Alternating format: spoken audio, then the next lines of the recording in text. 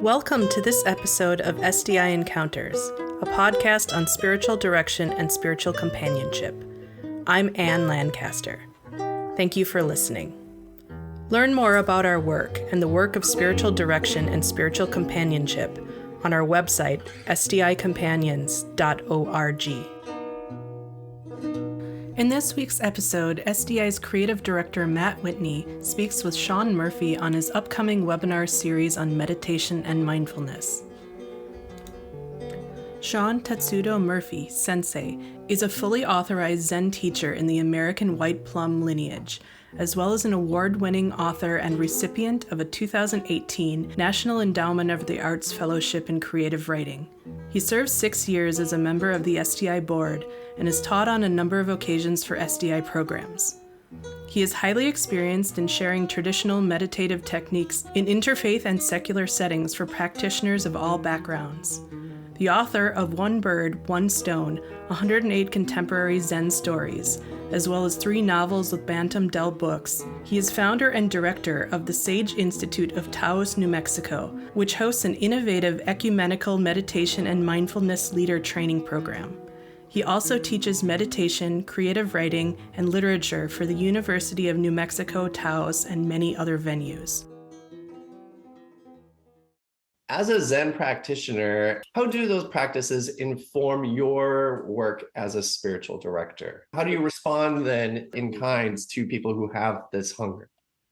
What we do in Zen is not exactly what is done in other forms of spiritual direction, although one-on-one training with the teacher regularly, sometimes weekly, sometimes even daily when you're in retreat, the whole thing is based on that. So it fundamentally is spiritual direction, although it has a different flavor or angle to it than perhaps what most SDI members might be familiar with. But basically what you're helping the student to do is to guide them to their own direct experience of reality, of the sacred, of the divine, the absolute, and to deal with whatever's in the way of that, including their own ego barriers or personality barriers that are sometimes there, including the barriers of what they may have learned before that have led them to form a fixed idea of what the divine is. It's all based on just how do you help people directly experience for themselves the ground of human existence. What is it really all about? That's the whole point of it. And it's pretty open-ended. Like I say, that can appear to us through many different forms. There's many different angles on how we see that, how we experience it, but it's basically about first experiencing what we call the absolute or the universal consciousness, but then becoming intimate with it. Many people have a glimpse and they would like to know how to experience that glimpse again, or maybe they had a big experience, but it faded. What do you do with that? These are all things that are known in this 2,500-year-old system of practices. It's normal to have glimpses that then go away, or even big experiences that then go away. How do you stabilize them? How do you work with them? How do you make that more of a part of your life so that you're with what we may call God throughout your day, throughout your life, throughout your ordinary existence? And meditation is the core practice for both having that experience and sort of having a posture of receptivity to that experience. Definitely. It's about creating receptivity. It's about creating openness. It's about letting go of the noise, much of which is inside our heads, right? For many of us, our connection with the divine or sacred is something like, when you're driving across the country in the Midwest somewhere and it's all just flat and you're really bored and you really want a radio station and you're trying to tune it in on your dial, and finally you find something that sounds like something you could listen to that would help you to survive the drive and pass the time, but it's buried in static and you're trying to tune it in, right? You can tell there's beautiful music there, but you can't quite get a clear signal. I think for a lot of us, that's what the experience of spiritual practice is like. And so how do we deal with the static? There's many methods to becoming more receptive, tuning in more closely, more directly. We call it becoming more intimate. You can't know God or the divine, whatever word you want to use to frame it. You can't reach it through the intellect. You have to reach it through a deeper place, which means that we can't form a perfect intellectual notion of it, but we can become intimate with it. We can know it's there. We can know it's carrying us through this life. We're not doing it, right? I'm not beating my heart. I'm not pumping my lungs. I didn't grow this arm. Something's doing it. There's some force that did it. How do we become more intimate with that force, with that universal consciousness, however you want to frame it? How do we become more intimate with that ground of being that makes our life feel like it has purpose and meaning despite all the difficulty, confusion, suffering, disappointments, all the stuff that comes? How can we know that there's this raging torrent of stuff coming at us all the time? How can we know there's ground under our feet? We might not be able to see that ground, but it's holding us. We know it's there. That's what we can come to. No surprise they call it grounding, right? Yeah. And you've been a teacher of meditation for a long time, and you run a meditation center. You've encountered a lot of folks who are new to meditation, and maybe you could speak a little bit about like what it's like to really get over the thinking mind and connect with that ground in the way you're describing. I've taught university students meditation for something like 20 years, meditation for credit at University of New Mexico, Taos. And I get a few traditional age college students, but I also get people from every decade of life. So really broad range. And it used to be that I'd get many people who had no idea about meditation. Now I get more and more that have some experience of it or some experience of another contemplative practice, like for instance, centering prayer. Of course, being in New Mexico, I get a lot of Catholic students come in. So I'm really accustomed to making the translation between theistic approaches like Catholicism or Christianity and non-theistic approaches like Buddhism, which are really touching the same matter. They just see it differently, or they choose to frame it differently when they speak about it. There's this concept in Zen called beginner's mind. And one of the things that's difficult to sustain over years of contemplative practice is that beginner's mind. In a way, deepening one's practice at an intermediate stage is very similar to dealing with somebody who's just beginning, because what can tend to happen is it's very easy for practice to become mechanical and start to feel like something, okay, I do this every day, I'm doing the same thing. I used to be excited about it, but something seems to have gone out of it. I'm doing this practice, I'm doing this thing because I should or because it's good for me. But is it really connecting me more and more deeply with the divine order, divine principle? Or am I just going through the motions? Or am I stuck at it's very common to be stuck at a certain level.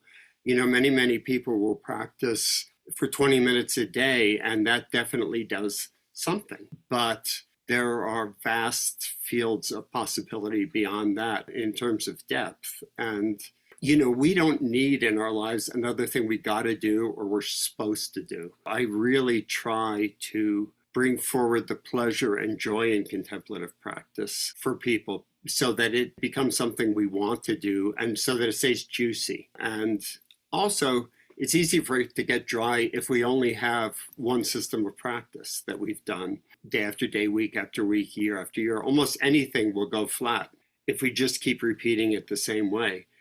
One thing that my training background, not just in Zen, but other branches of Buddhism and other Eastern practices, in fact, has to offer is that there's 1,000 different techniques that can be suited to different personalities, different kinds of people. Meditation or contemplative practice is not a one-size-fits-all kind of approach, especially if you're doing spiritual direction, spiritual companionship, and you're trying to help others hear the voice of the divine. Well, of course, calming ourselves and softening the noise is part of it. But then how do we keep enlivening that so it feels like it's growing, it's alive? Contemplative practice is the most exciting journey in a way that we can make in our lives to discover and stabilize and deepen and strengthen this connection with who we are at the deepest level. It's supremely important, but it doesn't always feel that way when we're doing it. So I really try to work with people to find that deep place where it feels like what I'm doing here is significant. Something's happening here that's important. I may not hear, and see Jesus appear to me today, but I'm headed in the right direction. There's a level of creative engagement with it that we can make that makes it something we look forward to as kind of a center of our lives. That sounds wonderful and so beautifully said. And I'm thinking of it akin to physical exercise. We know that's important. And if you can get out of this rut of thinking that, oh gosh, I have to go get sweaty now, being able to, I don't know, go for a bike ride or play basketball or go for a hike, which sort of speaks to the variety of ways we can exercise our body. And excited about hearing you talk about is the variety of ways we can engage with contemplative practice too. For sure. All practices have this commonality, which is that they can get repetitive and they can lose the joy that brought us to them in the first place. I mean, even when you practice a musical instrument, there's times when the practice is dry, right? But if you love music, you're headed through that dryness or that mechanical part to get to the beauty. You're traveling along a way that's going to lead somewhere. So how do we creatively approach that and keep it alive for ourselves and keep us inspired, keep us coming back to the well and drinking from it? Yeah. You speak very beautifully about it. It makes me want to go meditate.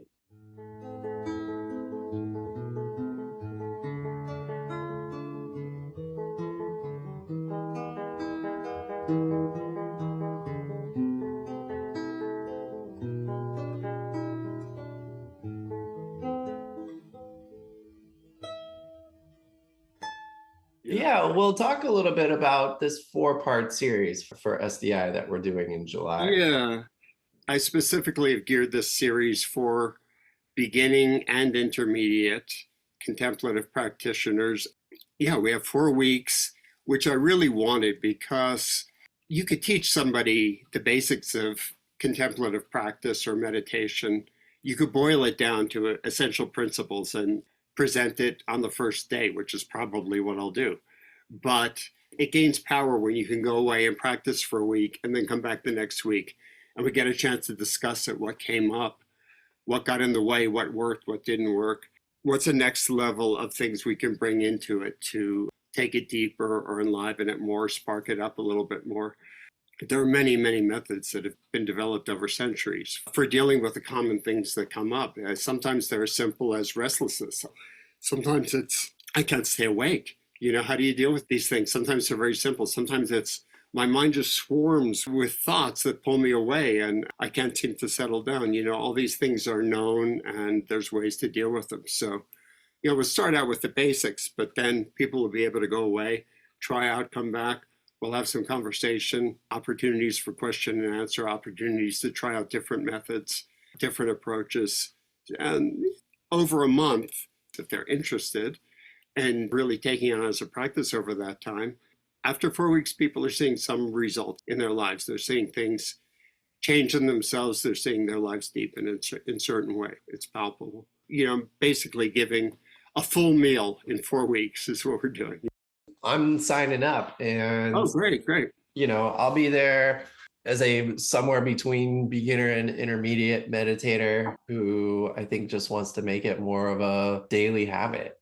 Yeah, one of the things that has to happen with any kind of contemplative practice, and this includes centering prayer. I'm very accustomed to working with people who do centering prayer.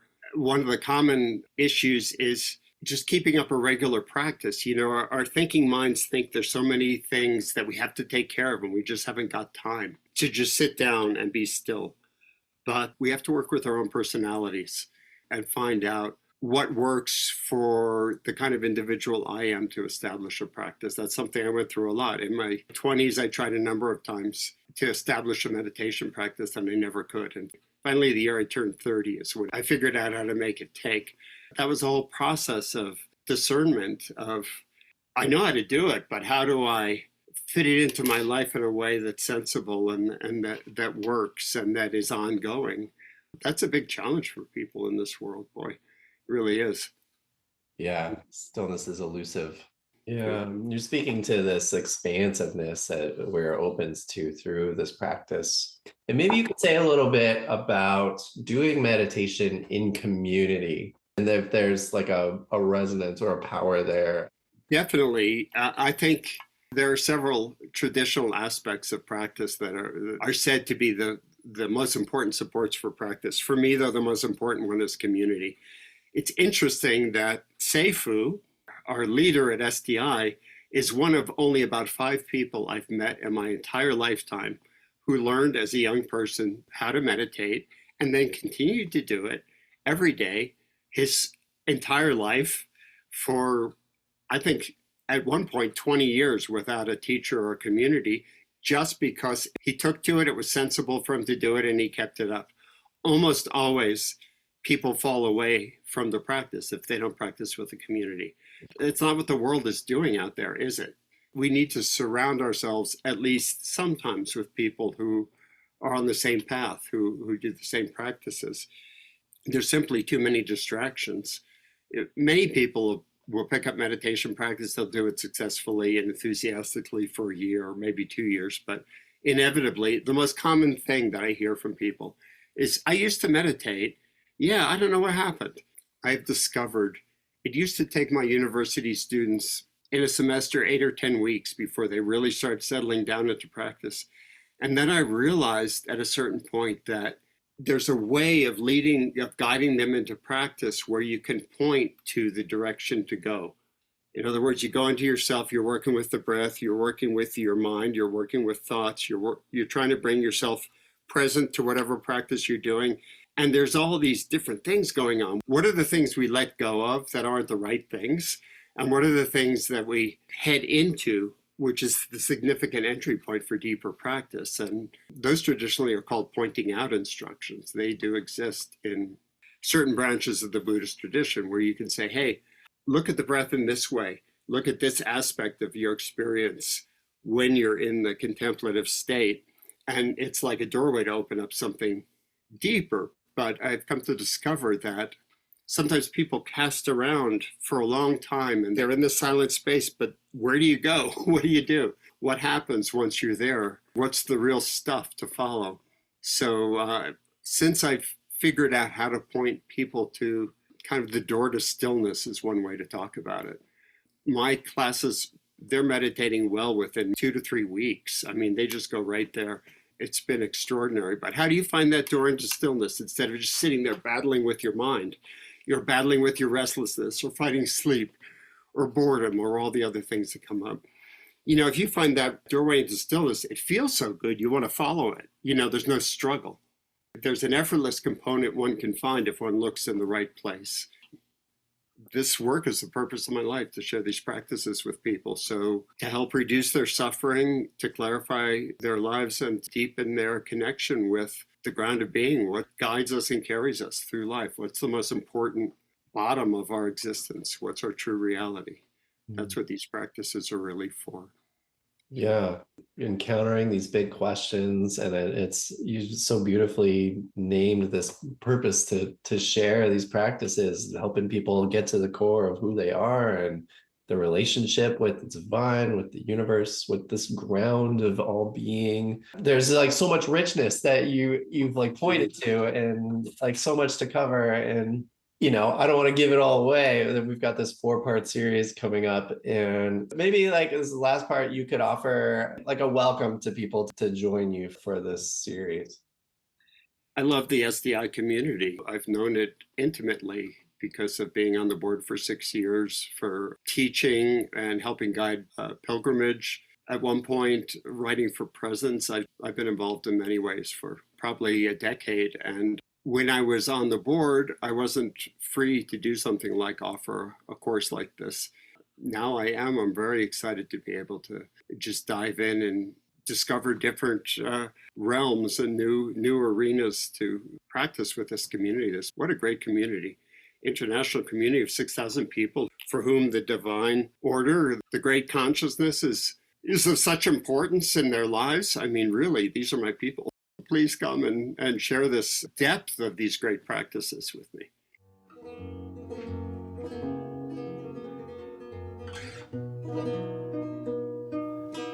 If you're enjoying this podcast and you want to help us share and spread the word about the life-giving practice of spiritual companionship, you can help us out by subscribing to this podcast through your favorite app. You could give us a like or even write us a review. Thank you for listening. This is Matt Whitney with Spiritual Directors International. Thanks again for listening. Your time and your presence here are deeply appreciated. If you liked this show and would like us to continue making them, please do subscribe now while it's fresh on your mind. Also, we would love to hear from you, so please feel free to send in your comments and suggestions to the email address podcast@sdiworld.org. SDI is the home of spiritual companionship. Learn more about us and our work on our website, sdicompanions.org.